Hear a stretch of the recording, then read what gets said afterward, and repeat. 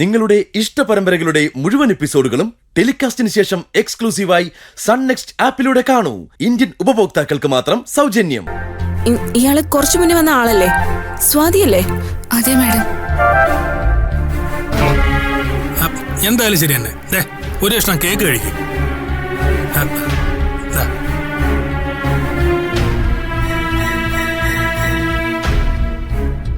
അഭിനന്ദനങ്ങൾ Arjun sir. Thank you. ഇന്നലെ വന്നപ്പോ അറിഞ്ഞിരുന്നു സാറ് ജഡ്ജാകാൻ പോകുന്ന കാര്യം. അല്ല, ഈ കുട്ടി ഏതാ? സർ, നേരത്തെ ഈ കുട്ടി വന്നിട്ടുണ്ടായിരുന്നു സാറിനെ കാണാനായിട്ടാ. അപ്പോഴേ ഞാൻ കാര്യം പറഞ്ഞതാ. സ്വാതി, സാറ് പുതിയ കേസൊന്നും എടുക്കുന്നില്ല.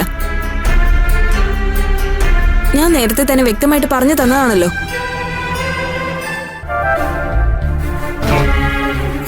എന്തായാലും ശരി തന്നെ. ഒരു കഷ്ണം കേക്ക് കഴിക്കും.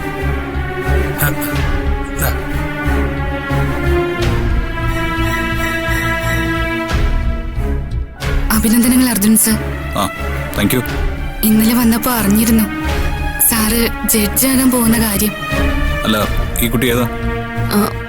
സർ, നേരത്തെ ഈ കുട്ടി വന്നിട്ടുണ്ടായിരുന്നു സാറിനെ കാണാനായിട്ടാ. അപ്പോഴേ ഞാൻ കാര്യം പറഞ്ഞതാ. സ്വാതി, സാറ് പുതിയ കേസൊന്നും എടുക്കുന്നില്ല. ഞാൻ നേരത്തെ തന്നെ വ്യക്തമായിട്ട് പറഞ്ഞു തന്നതാണല്ലോ. എല്ലാം പറഞ്ഞിട്ടും വീണ്ടും ഞങ്ങൾ എന്തിനാ സ്വാതി ഇങ്ങനെ ബുദ്ധിമുട്ടിക്കുന്നേ? ഇന്ന് സാറിന് ഒരുപാട് തിരക്കുള്ള ദിവസമാ. എനിക്കിനി പോകാൻ വേറെ ഇടമില്ലാത്തതുകൊണ്ടാ ഞാൻ ഇങ്ങോട്ടേക്ക് വന്നത്.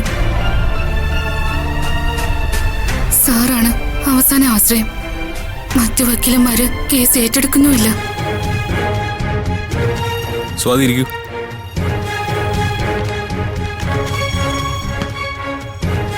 സ്വാതി, മനഃപൂർവ്വമായിട്ട് നിങ്ങളുടെ കേസ് വാദിക്കാൻ എടുക്കാത്തതല്ല. കക്ഷികളെ കിട്ടുക എന്നത് ഏത് വക്കീലിനെ സംബന്ധിച്ച് പ്രധാനമാണ്. പക്ഷേ ഞാനിപ്പോ പുതിയ കേസുകളൊന്നും എടുക്കാൻ പറ്റുന്നൊരവസ്ഥയിലല്ല. കാര്യങ്ങളൊക്കെ സ്നേഹ പറഞ്ഞിട്ടുണ്ടാവുമല്ലോ. ഞാൻ നേരത്തെ തന്നെ A to Z കാര്യങ്ങൾ പറഞ്ഞതാ.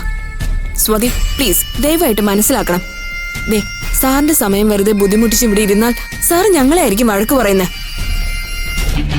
കുട്ടി പൊക്കോളൂ. സർ, എന്റെ അച്ഛനെ ജയിലിൽ നിന്ന് ഇറക്കാനും കൈവിട്ടു പോയ വസ്തുക്കള് തിരിച്ചു പിടിക്കാനുമാ ഞാൻ സാറിന്റെ സഹായം ചോദിക്കുന്നത്. എന്റെ ജീവിതം വഴിമുട്ടി നിൽക്കുക. ഇതൊക്കെ താൻ നേരത്തെ പറഞ്ഞതല്ലേ? അതിനുള്ള മറുപടി ഞാൻ അപ്പൊ തന്നെ പറയുകയും ചെയ്തു. പ്ലീസ് സ്വാതി, പോ പ്ലീസ്. സർ, ഒരു MLA ഞങ്ങളുടെ സ്വത്തുക്കളൊക്കെ തട്ടിയെടുത്ത് വെച്ചിരിക്കുന്ന. അതുകൊണ്ടാവും മറ്റു വക്കീലന്മാരൊക്കെ കൈ ഒഴിയുന്നത്. അവർക്ക് പേടി കാണും MLAക്കെതിരെ വാദിക്കാൻ. എന്റെ അച്ഛൻ നന്മയുള്ള മനുഷ്യനായിപ്പോയി. ഗാന്ധി മാർഗത്തിൽ വിശ്വസിക്കുന്ന ആളാ അച്ഛൻ. ഒരു കവിള് തടച്ച മറ്റേ കവിള് കാണിച്ചു കൊടുക്കും അച്ഛൻ. അച്ഛനെ കള്ളക്കേസിൽ കൊടുക്കി ആ MLA പണിക്കര്.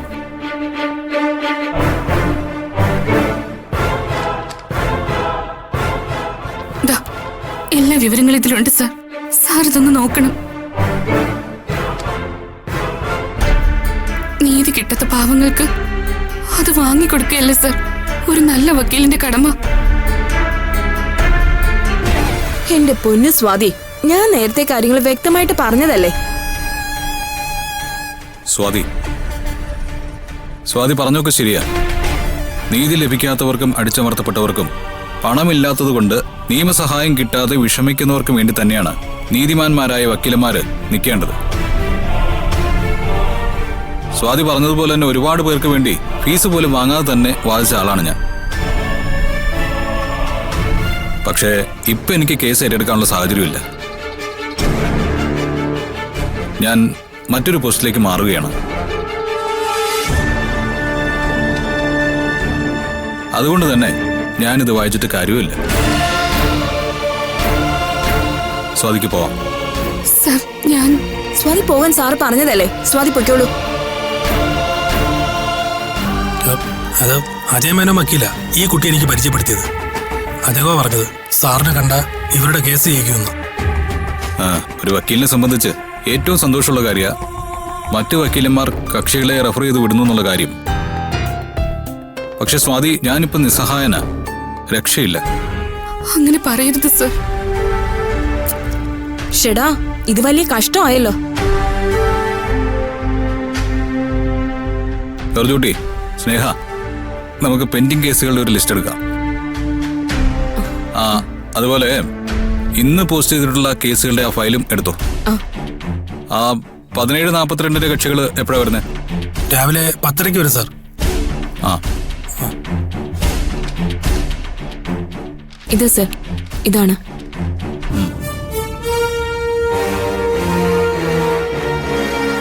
ഇത് നോട്ടീസ് അയച്ചല്ലേ? സർ, ഞാൻ ഇറങ്ങുന്നു. ഓക്കെ സ്വാതി. എന്റെ അവസാന പ്രതീക്ഷയും നഷ്ടപ്പെട്ടു. ശരി സർ, സാറിന്റെ വിലപ്പെട്ട സമയം ഞാനായിട്ട് കളയുന്നില്ല.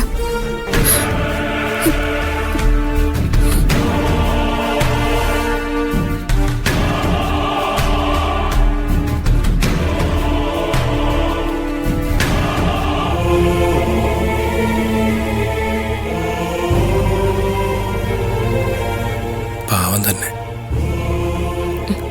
എന്ന് വെച്ച് പറയുന്ന കാര്യങ്ങൾ മനസ്സിലാവണ്ടേ? സത്യത്തിൽ എനിക്ക് ദേഷ്യം വന്നു തുടങ്ങിയതാ. വാസ്തവത്തിൽ ആ കുട്ടി കേസിന്റെ കാര്യങ്ങളൊക്കെ പറഞ്ഞപ്പോ ഞാൻ പൂജയെക്കുറിച്ച് ആലോചിച്ചത്. പൂജ എന്നെ ആദ്യം കാണാൻ വന്നതും ഏതാണ്ട് ഈ സ്വാതി പെട്ടതുപോലെ ഒരവസ്ഥയല്ല. ജോർജ് കുട്ടിക്ക് ഓർമ്മയില്ലേ? ഓർമ്മയുണ്ട് സാർ. വിശ്വാസ് സാർ ജയിലില്. സ്വത്തുക്കൾ തട്ടിയെടുക്കാൻ സാക്ഷിയുടെ ഒക്കെ ശ്രമം. മറ്റു വക്കീലന്മാർ കേസ് ഏറ്റെടുക്കുന്നുമില്ല. അത് ശരി. അപ്പൊ താൻ അങ്ങനെയാണോ വിചാരിച്ചിരിക്കുന്നത്? ഇനിയാണോടോ സമയം കിട്ടാത്തെ? വക്കീലിറക്കുമ്പോ വാദിച്ചാ മതി. ജഡ്ജിക്ക് വിധിക്കുണ്ടായോ? പിഴവ് വരാൻ പാടില്ല. അത്രയും പഠിക്കേണ്ടി വരും. താൻ പറഞ്ഞത് ശരിയാ. വീട്ടിലിരിക്കാം, പക്ഷേ വീട്ടുകാർക്കൊപ്പം ഇരിക്കാൻ പറ്റില്ല.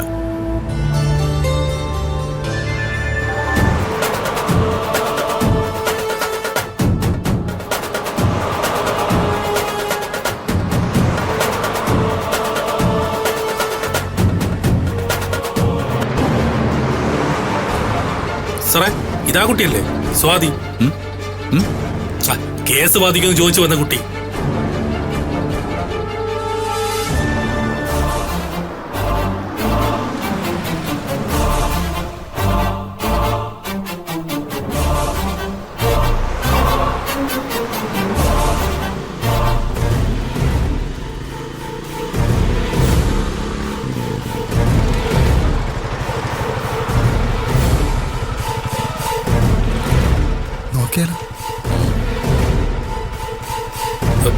സാറേ, ആ കുട്ടിയുടെ അടുത്ത് 1-2 പേര് വട്ടമിട്ട് കറങ്ങുന്നുണ്ട്.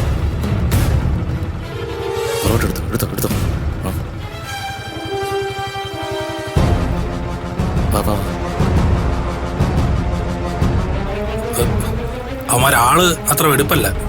പാവം കുട്ടി സാർ.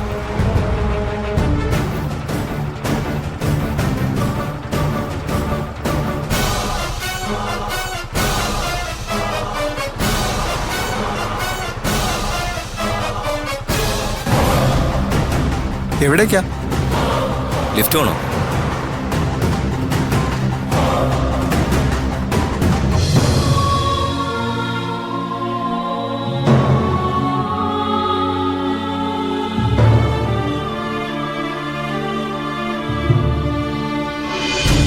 എടോ ജോർജ് കുട്ടി.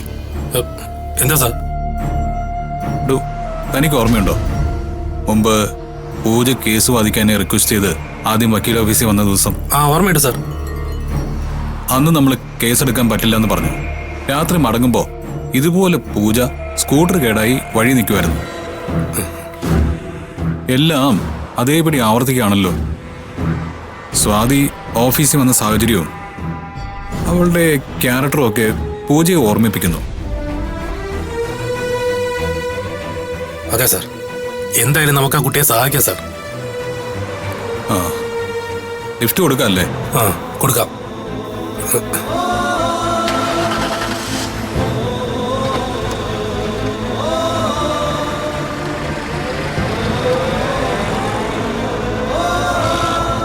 ഒരു കാർ വരുന്നുണ്ട്, പോവാം. വിട്ടോ.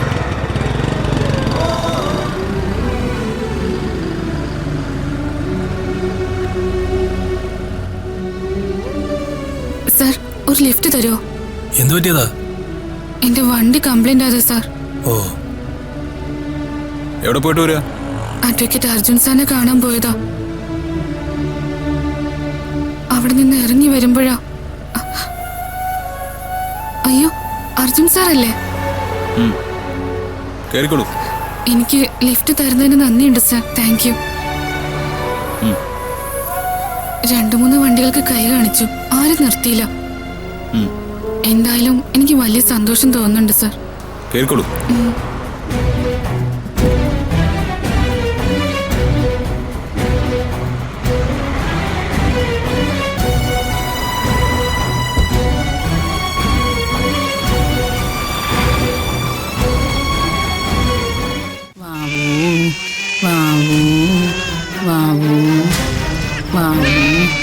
വിശ്വനാഥ സാറേ, സാറേ.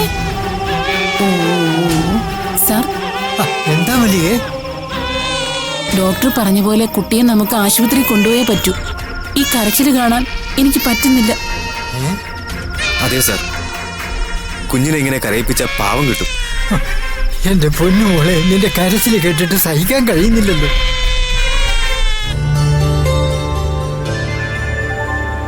സ്കൂട്ടറൊക്കെ വഴിയിൽ ഇതുപോലെ കുഴപ്പത്തിലാവുമ്പോ ഉടനെ തന്നെ വീട്ടിൽ ആരെങ്കിലും അറിയിക്കണ്ടേ? ഞാൻ ഓഫീസിൽ വന്നപ്പോ പറഞ്ഞില്ലേ സാർ, അമ്മ നേരത്തെ മരിച്ചു, അച്ഛൻ ജയിലില്ല. കള്ളക്കേസിൽ കൊടുക്കിയതാ, പ്രോപ്പർട്ടിയൊക്കെ തട്ടിയെടുക്കാൻ വേണ്ടി. അന്നത്തെ പൂജയുടെ അതേ അവസ്ഥ. എന്താ സാർ? ഏയ് ഒന്നുമില്ല. അല്ല, കുട്ടിക്ക് ബ്രദേഴ്സ് സിസ്റ്റേഴ്സ് അങ്ങനെ ആരുമില്ലേ? ആരുമില്ല സാർ. കേസ് വാദിച്ച് അച്ഛനെ ജയിലിൽ നിന്ന് ഇറക്കണം. അതിനുവേണ്ടി ഓരോ അഡ്വക്കേറ്റിന്റെ വാതിൽ കയറി ഇറങ്ങുമായിരുന്നു. സാറും റിജക്ട് ചെയ്തതോടെ മനസ്സിലായി ഇനി മുന്നോട്ട് പോകാൻ പറ്റില്ലെന്ന്. ഞാനൊരു കാര്യം പറയട്ടെ. എന്താ? നമ്മുടെ കുഞ്ഞിന് ആദ്യമായിട്ട് പാല് കൊടുത്തില്ലേ, അതിലും വലിയൊരു ഫീലായിരുന്നു എനിക്ക് ആ കുഞ്ഞിന് പാല് കൊടുത്തപ്പോ. അത് വേണ്ട, അത് വേണ്ട. അല്ല, എന്ന് വെച്ചാ നമ്മുടെ കൃഷ്ണമോളേക്കാ വലിയ സ്ഥാനമൊന്നല്ല. പെട്ടെന്ന് ആ മോക്ക് എന്റെ ജീവിതത്തിൽ സ്ഥാനം ഉണ്ടെന്നൊരു തോന്നൽ. അച്ഛമ്മ വന്ന് പാല് കൊടുക്കുന്ന കാര്യം പറഞ്ഞപ്പോ മുതൽ ഞാൻ അങ്ങനൊരു അവസ്ഥയിലായിരുന്നു. തന്നെ പോലെ ഈ ലോകത്ത് താൻ മാത്രമേ ഉള്ളൂ. തന്റെ മനസ്സിന്റെ ശുദ്ധിയാ തന്റെ പെരുമാറ്റം. നമ്മുടെ മോളെ പോലൊരു മോള് അനാഥയാവുന്നതിന്റെ വിഷമമൊക്കെ ആവാം എന്നെ കൊണ്ട് ഇങ്ങനെയൊക്കെ ചിന്തിപ്പിക്കുന്നത്. ചിലപ്പോ ആ മോളെ കണ്ടപ്പോ ഞാൻ എന്നെ കുറിച്ച് തന്നെ ഓർത്തു കാണും. ആ, എന്നാലേ ഇനി ഞാനൊരു കാര്യം പറയാം. എന്താ ചേട്ടാ? താൻ തന്നെ കുറിച്ച് ആലോചിച്ചെന്ന് പറഞ്ഞില്ലേ? തന്നെ പോലൊരു പെൺകുട്ടിയെ ഞാനിന്ന് കണ്ടു. എന്നെ പോലൊരു പെൺകുട്ടിയെ കണ്ടുന്നോ? അതായത് പണ്ടത്തെ തന്റെ അവസ്ഥയിലുള്ള ഒരു പെൺകുട്ടി. പരിചയപ്പെട്ടതിലെ പല ഘട്ടങ്ങളിലും പണ്ടത്തെ നമ്മുടെ കൂടിക്കാഴ്ചയെ ഓർമ്മിപ്പിച്ചു. മനസ്സിലായില്ല. എടോ, അന്ന് മറ്റൊരു വക്കീലും കേസെടുക്കാത്ത ഘട്ടത്തിലാ താൻ എന്റെ അടുത്ത് വന്നത്. ഓർമ്മയുണ്ടോ?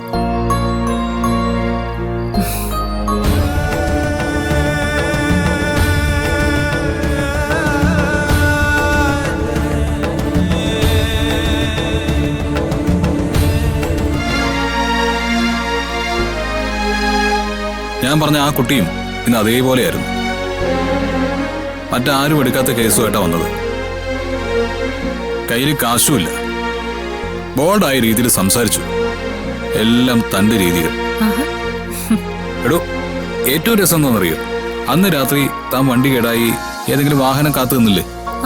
അതേപോലെ ഈ കുട്ടിയും രാത്രി സ്കൂട്ടർ പഞ്ചറായി വണ്ടിക്ക് കാത്തു നിൽക്കായിരുന്നു. തനിക്ക് ലിഫ്റ്റ് വന്ന പോലെ ആ കുട്ടിക്ക് ഞാൻ ലിഫ്റ്റ് കൊടുത്തു. കൊള്ളാലോ. എന്താ കുട്ടിയുടെ പേര്?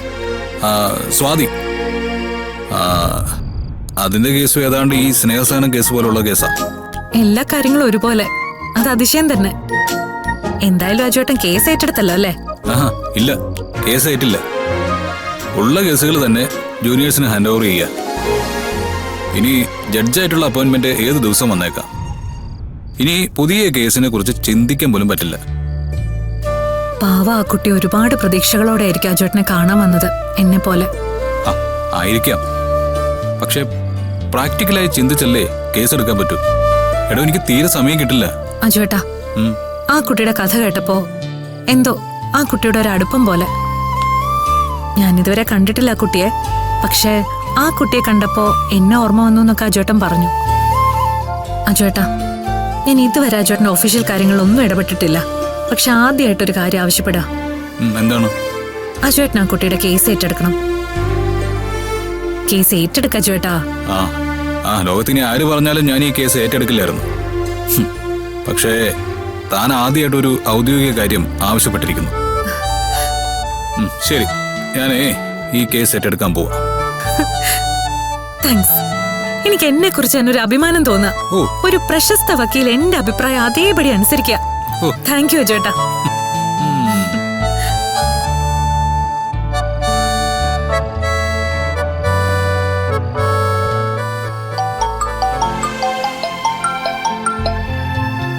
ഹലോ. സ്വാതി, ഞാൻ അഡ്വക്കേറ്റ് അർജുനാണ്. മനസ്സിലായി സർ. സ്വാതിയുടെ കേസ് ഏറ്റെടുക്കാത്തതിന്റെ ദേഷ്യം കാണുമല്ലേ? അയ്യോ, സാറിനെ പോലെ ഒരാളോട് ദേഷ്യോ? എനിക്ക് എന്നോടാ സർ ദേഷ്യം. ഭാഗ്യമില്ല. അതുകൊണ്ടാണല്ലോ എന്റെ കേസ് വന്നപ്പോ സാറിന് പ്രൊമോഷൻ വന്നത്. ഞാൻ മാത്രമേ ഉള്ളൂ സർ കൂട്ടിന്. പറഞ്ഞില്ലേ എന്റെ അച്ഛന്റെ അവസ്ഥ. പ്രോപ്പർട്ടി മറ്റൊരു കൂട്ടർ തട്ടിയെടുത്തിരിക്കുന്നു. അച്ഛനെ പുറത്തിറക്കാനും തട്ടിയെടുക്കപ്പെട്ടത് തിരിച്ചു പിടിക്കാൻ വേണ്ടി മാത്രം ഞാൻ ഓടുന്നത്.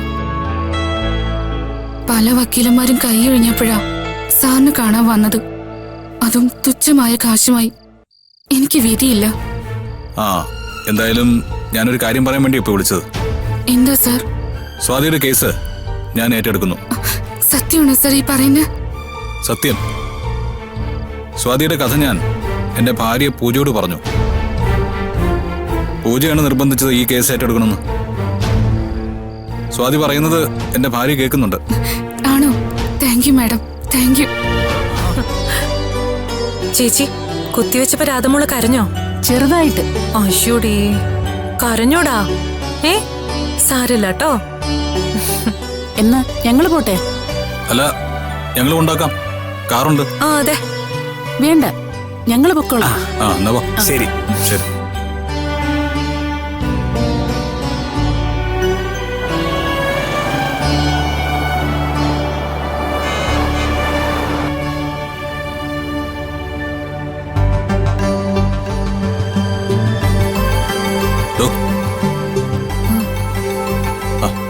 എന്താടോ അങ്ങോട്ട് പോയപ്പോ ഉണ്ടായിരുന്ന ഉത്സാഹമൊക്കെ പോയോ? ഒരുപാട് സംസാരിച്ചു, എന്നിട്ടിപ്പതാ തൂങ്ങി പിടിച്ചിരിക്കുന്നു. രാധമോളെ കാണണമെന്ന് ആഗ്രഹിച്ചു, ആ മോളെയും കണ്ടു. എന്നിട്ടിപ്പോ എന്താ ഒരു മൂടൗട്ട്?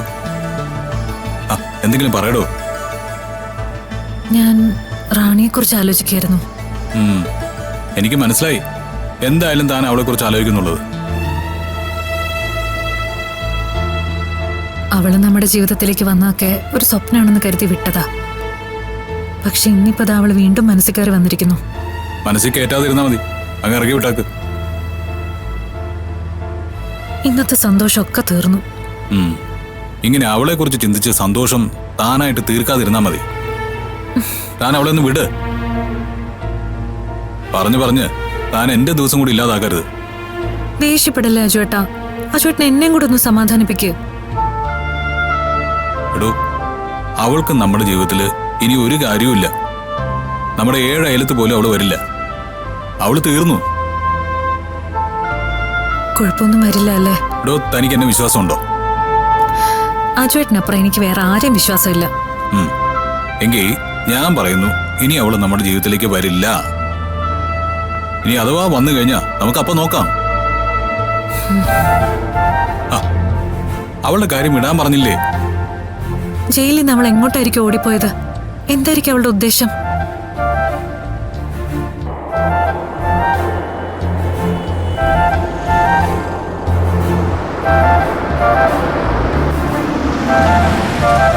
എന്താ ചേട്ടാ?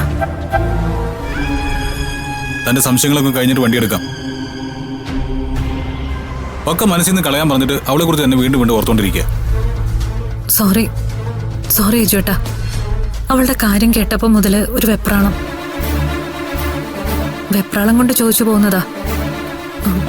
ഒരു കാര്യം കൂടി ചോദിച്ചോട്ടെ? നമ്മുടെ മോളെ അവളെന്തെങ്കിലും ചെയ്യോ?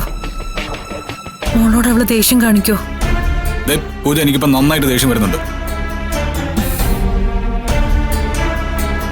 പേടിച്ചിട്ടാ ചേട്ടാ ചോദിക്കുന്നത്? എടോ, ഞാൻ ജീവിച്ചിരിക്കുന്നിടത്തോളം കാലം താനൊന്നും പേടിക്കണ്ട. ആരെയും പേടിക്കണ്ട. അപ്പൊ ചോദിക്കും ഞാൻ മരിച്ചു കഴിഞ്ഞിട്ടോ ഒന്ന്. ഞാൻ മരിച്ചു കഴിഞ്ഞാലും താൻ പേടിക്കേണ്ടി വരില്ല. കാരണം എന്താണെന്നറിയോ? എന്താ? അല്ല, നമ്മുടെ മരണം ഒരുമിച്ചായിരിക്കുമല്ലോ. അതാണല്ലോ നമ്മുടെ ബന്ധം.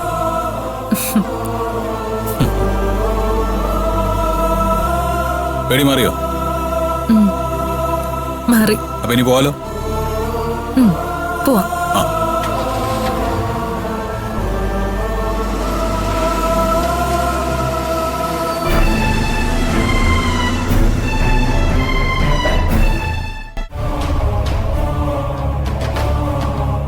എന്താ അത്യാവശ്യമായി കാണുമെന്ന് പറഞ്ഞത്? പ്രധാനപ്പെട്ട എന്തോ കാര്യം ചോദിക്കാനുണ്ടെന്ന് പറഞ്ഞുകൊണ്ടാ ഞാൻ ചില യാത്രകളൊക്കെ മാറ്റി കാത്തിരുന്നത്. ജോത്സ്യനൊന്ന് വീട്ടിൽ വന്ന് പോയതിനു ശേഷം സമാധാനമായിട്ടൊന്ന് കണ്ണടയ്ക്കാൻ പറ്റിയിട്ടില്ല. ജാതകം നോക്കി തിരുമേനി എന്ന് പറഞ്ഞില്ലേ ചില കാര്യങ്ങള്, കുഞ്ഞിനെ കുറിച്ചും അർജുനെ കുറിച്ചും ഒക്കെ. അതെ, അതൊക്കെ സത്യമാവോന്ന് പേടിച്ച് അമ്മയ്ക്കാകെ സമാധാനക്കേട്. ഞാനൊന്ന് ചോദിക്കട്ടെ, ആ ജാതകം ശരിയായ രീതിയിൽ എഴുതിയതാണോ? എന്ന് വെച്ചാൽ അതിന്റെ സമയമൊക്കെ കൃത്യമാണോ? അതേ സ്വാമി, കൃത്യമായിട്ട് എഴുതിയ ജാതകങ്ങളാ. ആ, എങ്കിൽ ഞാൻ പറഞ്ഞത് കൃത്യമായ കാര്യങ്ങളാ. ജാതകത്തിൽ നിന്ന് എനിക്ക് മനസ്സിലായത് ഞാൻ പറഞ്ഞു. പറഞ്ഞതൊക്കെ സംഭവിക്കുവോ സംഭവിക്കയില്ലയോ എന്ന് എനിക്കറിയില്ല. പക്ഷേ ജാതകത്തിൽ അങ്ങനെ കാണുന്നുണ്ട്. എന്ന് വെച്ചാ ഞങ്ങളുടെ കുഞ്ഞുമോള് ദൂരെ എവിടെയോ കഴിയേണ്ടതായിട്ടാ കാണുന്നതെന്ന്. അതെ, അത് മാത്രമല്ല, ആ കുഞ്ഞ് അച്ഛനെയും അമ്മയും വളരെ കാലം പിരിഞ്ഞിരിക്കാനുള്ള യോഗവും അതിൽ കാണുന്നു. അതെ, ഈശ്വര, എന്തൊക്കെയാ ഞാൻ ഈ കേൾക്കുന്നേ? അമ്മയുടെ ചെറുമകൻ അർജുന് കാരാഗ്രഹവാസവും തെളിഞ്ഞു കാണുന്നു. അയ്യോ, കരുതിയിരിക്കേണ്ട ദിവസങ്ങളാ വരുന്നത്. അർജുന് കാരാഗ്രഹദോഷം കാണുന്നു എന്ന് പറഞ്ഞു. അവനങ്ങനെ തെറ്റായ കാര്യങ്ങളിലൊന്നും ഇടപെടുന്നവനല്ല. അപ്പൊ പിന്നെ എന്ത് കാരണത്താലാവും അത് സംഭവിക്കുന്നത്? പറഞ്ഞില്ലേ, അങ്ങനെ സംഭവിക്കുമെന്ന് പറയാൻ ഞാൻ ആളല്ല. കണ്ടത് പറയുക മാത്രമേ ഞാൻ ചെയ്തുള്ളൂ. ജാതകത്തിൽ അങ്ങനെ ഒരു വിധി കാണുന്നു. കൂടുതലൊന്നും അതേപറ്റി പറയാൻ ഞാൻ ആളല്ല. അതിന് സാധിച്ചിരുന്നെങ്കിൽ നമ്മളൊക്കെ ദൈവങ്ങളാവില്ലേ? എന്തായാലും ശത്രുക്കൾ ഉണ്ടാവാതിരിക്കാൻ പ്രത്യേകം ശ്രദ്ധിക്കണം. ആ, അർജുൻ ആരെങ്കിലും ശത്രുക്കളുണ്ടോ? അർജുന് മാത്രമല്ല, കുടുംബത്തിലാകെ ഒരു ശത്രു ഉണ്ടായിരുന്നുള്ളൂ, ഒരു പ്രിയ. അവളെ ഇനി പേടിക്കണ്ട, അവള് ജയിലില്ല. അവളുടെ ഒരു കൂട്ടുകാരി ഒരു സാക്ഷി, വേറെ ചില കുഴപ്പക്കാരൊക്കെ ജയിലില്ല. അതുകൊണ്ട് തന്നെ ഇവരെ ആരെയും കൊണ്ടും ഒരു പ്രശ്നം ഉണ്ടാവില്ല.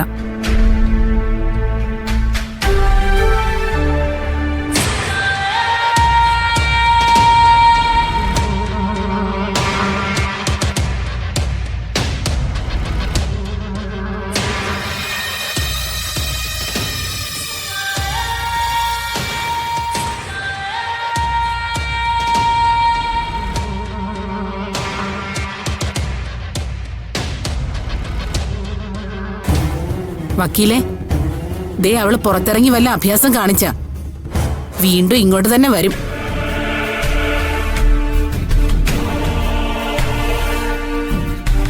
ഒരിക്കൽ കൂടെ വന്നാൽ ഇവിടുന്ന് നേരെ ചുവേ പുറത്തു പോവില്ല. അവള് നന്നാവോ വക്കീലെ? മനസ്സൊരുപാട് മാറിയിട്ടുണ്ട്. കഴിഞ്ഞ മാസം എന്നോട് ആ രീതിയിലൊക്കെയാ സംസാരിച്ചത്. ആ, എനിക്ക് തോന്നുന്നില്ല. ആ പാവം വിശ്വനാഥ സാറിനെ ജയിലിൽ കയറ്റിയവളാ.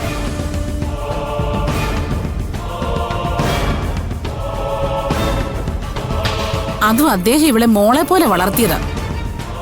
സന്യാസിയെ പോലെയുള്ള ഒരു മനുഷ്യന്, ആ മനുഷ്യനോടാ ഇവളീ ക്രൂരത കാണിച്ചത്. ഒക്കെ ശരിയാവും.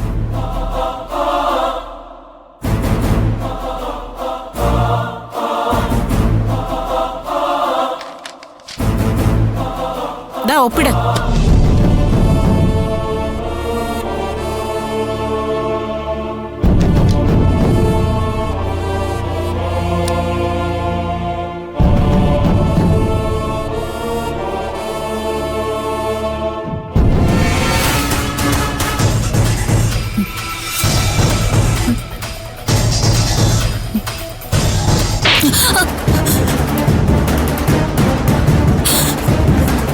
ഇറങ്ങി പോയി പോകാൻ.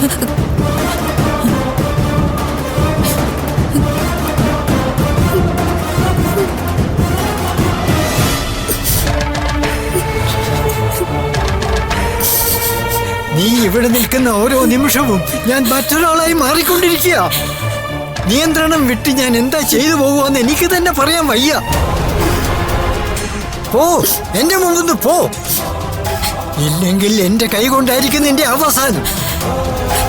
എങ്കിൽ എനിക്കതിലും വലിയൊരു പുണ്യം കിട്ടാനില്ല അച്ഛൻ. കൊന്നു, അച്ഛനെ കൊന്നു. പോലീസ് വരുമ്പോ പറഞ്ഞാ മതി. അച്ഛൻ അപായപ്പെടുത്താൻ വന്നപ്പോ സ്വയരക്ഷയ്ക്ക് വേണ്ടി ചെയ്തതാണെന്നു. ഒരു കോടതി ശിക്ഷിക്കില്ല. നിന്റെ നാടകമൊന്നും എന്നോട് വേണ്ട കേട്ടോ. സാർ ഇങ്ങനെ ആയിരിക്കും പ്രതികരിക്കുമെന്ന് ഇവൾക്കറിയാം. അതുകൊണ്ട് പറയേണ്ട ഡയലോഗുകളൊക്കെ കാണാപ്പാടം പഠിച്ചു വെച്ചിരിക്കുക. പ്രിയ, നിന്നോട് ഇറങ്ങി പോകാനാ ഞാൻ പറഞ്ഞത്. എനിക്ക് നിന്നോടൊന്നും പറയാനില്ല. നിന്നെ കാണുകയും വേണ്ട. നീ കാരണം ജയിലിലായതിൽ എനിക്കൊരു പരാതിയുമില്ല. പക്ഷേ ഒന്നും ഞാൻ മറക്കില്ല. എന്റെ മോളോട്, പൂജയോട് നീ കാണിച്ച ആ ദ്രോഹം ഞാൻ ഒരിക്കലും മറക്കില്ല. അവളുടെ കണ്ണീരിന് നിന്റെ ജീവിതം കൊണ്ട് തന്നെ നീ മറുപടി പറയണം. നീ എങ്ങനെയായി ഇപ്പൊ ജയിലിൽ നിന്ന് ഇറങ്ങിയതെന്ന് എനിക്കറിയില്ല. അതെന്നെ സംബന്ധിക്കുന്ന വിഷയമല്ല. നിനക്കിനി എന്റെ ഹൃദയത്തിൽ സ്ഥാനമില്ല. അതാണ് പ്രധാനം. നീ ഇറങ്ങ്. പോയില്ലെങ്കിൽ ഞാൻ പോലീസിനെ വിളിക്കും. സാർ, ഞാൻ പോലീസിനെ വിളിച്ചു പറയാം സാർ. അനുവാദമില്ലാതെ ഇവിടെ കടന്നുകൂടിയതിന് വീണ്ടും ഇവിടെ അകത്തു പോട്ടെ. ഞാൻ ഇറങ്ങിക്കൊള്ളിച്ച. ഇറങ്ങിക്കോളാന്ന് പറഞ്ഞിട്ട് ഇവിടെ നിൽക്കണ്ട, ഇറങ്ങ്. പക്ഷെ 2 മിനിറ്റ് ഞാൻ പറയുന്നത് അച്ഛനത് കേൾക്കണം. അത് കഴിഞ്ഞിട്ട് ഞാൻ പൊക്കോളാം. പിന്നെ ഇങ്ങോട്ട് വരില്ല. എനിക്ക് പറയാനുള്ളത് അച്ഛനത് കേൾക്കണം. ഒരു ദുഷ്ടയുടെ വാക്കുകൾ എനിക്ക് കേൾക്കണ്ട. ഞാൻ ദുഷ്ടയാണെങ്കിൽ എന്റെ ദുഷ്ടതയ്ക്ക് കാരണം അച്ഛനാ.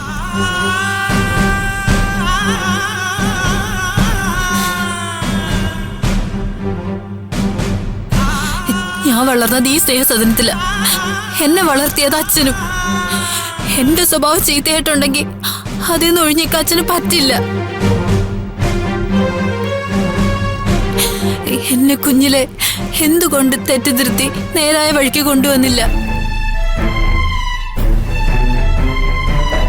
എല്ലാം ചെയ്തു കൂട്ടിയിട്ട് അവള് ചോദിക്കുന്ന കേട്ടില്ലേ? മല്ലികേച്ചിയോടല്ല, അച്ഛനോടാ ഞാൻ സംസാരിക്കുന്നത്. ഞാൻ പറഞ്ഞതിന്റെ അർത്ഥം അച്ഛന് മനസ്സിലായിട്ടുണ്ട്. അച്ഛനറിയാലോ, 2 മക്കളുണ്ടെങ്കിൽ 2 മക്കളെയും തുല്യരായി കാണണം. അച്ഛനിവിടെ ഒരുപാട് മക്കളുണ്ടായിരുന്നു. അച്ഛൻ പക്ഷെ എല്ലാരും ഒന്നായി കണ്ടില്ല. പൂജയോടായിരുന്നു കൂടുതൽ ഇഷ്ടം.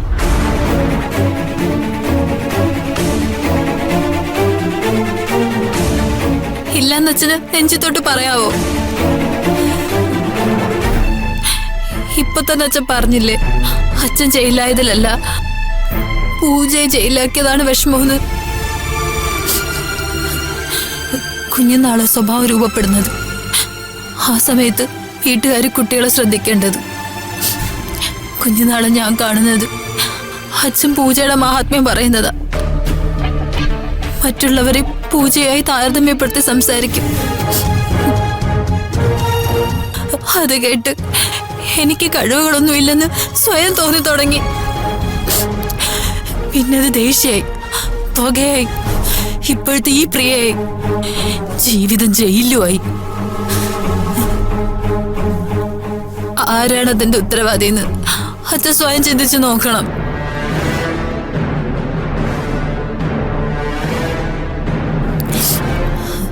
ഞാൻ ഈ അവസ്ഥയിലായെങ്കിൽ അതിനുള്ള കാരണം വളർത്തുദോഷമാണ് അച്ഛ. എന്നെ വളർത്തിയത് അച്ഛന്. എന്തുകൊണ്ട് എന്നെ അച്ഛൻ നല്ല മോളായിട്ട് വളർത്തിയില്ല?